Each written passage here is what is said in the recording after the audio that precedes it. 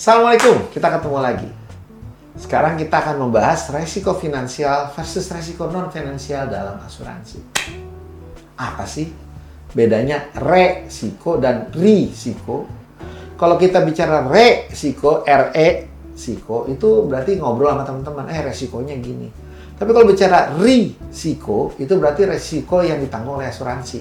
Jadi kalau sudah ngomong kata-kata risiko, itu berarti resiko yang sudah yang berkaitan dengan asuransi. Entah sudah diasuransikan atau belum. Kalau masih resiko itu mah gaul sehari-hari aja. Semoga paham ya bedanya ya. Nah, risiko itu ada finansial, yaitu apa? Resiko yang jika terjadi, dampak kerugiannya dapat dinilai atau diukur dengan uang. Contohnya risiko kehilangan kendaraan bermotor dan kebakaran rumah tinggal. Ya kalau motornya hilang ya 15 juta gue hilang nih uang gue. Ya kalau rumah gue kebakar habis deh men tuh biaya bangunannya, tanahnya mah nggak hilang, bangunannya hilang, habis 500 juta itu. Yang kedua adalah risiko non-finansial.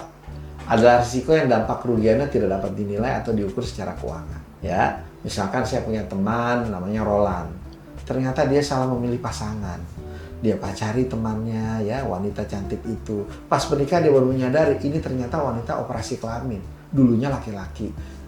Aduh, hatiku sakit. Dia bercerai. Untung belum menikah, baru mau menikah waktu itu. Nah ini resiko kesalahan dalam memilih pasangan hidup, kesalahan dalam memilih karir, ini nggak bisa diukur secara keuangan. Inilah resiko finansial. Hatiku yang sakit. Waduh, itu nggak bisa itu. Ya, gue salah gaul, itu nggak bisa diukur itu. Gue salah ngambil jurusan, itu udah mati lu, rugi aja udah. Tapi nggak bisa diukur itu. Semoga paham ya. Resiko finansial dan risiko non finansial. Selain itu, ya. Ada lagi resiko murni dan risiko spekulatif. Risiko murni adalah suatu risiko yang apabila terjadi akan menimbulkan kerugian. Bisa juga risiko yang membuat batalnya atau gagalnya terjadi keuntungan. Contoh, jika terjadi kecelakaan mobil akan menimbulkan kerugian berupa rusaknya mobil. Ini adalah resiko murni. Contoh, harusnya barangnya laku, namun gara-gara banjir nggak bisa jualan. Sehingga barangnya nggak laku. Inilah resiko yang membuat gagalnya terjadi ya. Ada lagi resiko spekulatif. Adalah suatu resiko yang apabila terjadi bisa menimbulkan kerugian, bisa juga menimbulkan keuntungan. Sehingga orang berspekulasi di sini. Contoh, seseorang yang berinvestasi emas. Kalau harga emasnya naik, dia untung. Kalau harga emasnya turun, dia rugi. Orang investasi saham. Kalau naik untung. Kalau turun dia rugi. Nah ini resiko spekulatif. Perlakuan asuransi terhadap risiko murni dan risiko spekulatif itu berbeda. Perlakuan asuransi terhadap risiko yang keuangan dan risiko non keuangan itu juga berbeda. Selanjutnya adalah resiko khusus dan resiko fundamental. Resiko khusus adalah suatu resiko yang terjadi hanya bersifat individu dan dampaknya dirasakan secara lokal. Contohnya adalah kebakaran pada rumah. Dampaknya hanya akan dirasakan oleh pemilik rumah dan lingkungan sekitar rumah yang terbakar. Orang yang jaraknya 10 kilo, 20 kilo nggak akan kena dampaknya. Itu resiko khusus. Resiko fundamental adalah resiko yang bila terjadi akan berdampak pada banyak pihak.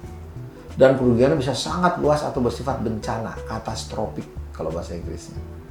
Contoh kerusuhan Jakarta pada tahun 98 yang membuat Presiden Soeharto turun. Atau tsunami di Aceh yang ratusan ribu jiwa meninggal.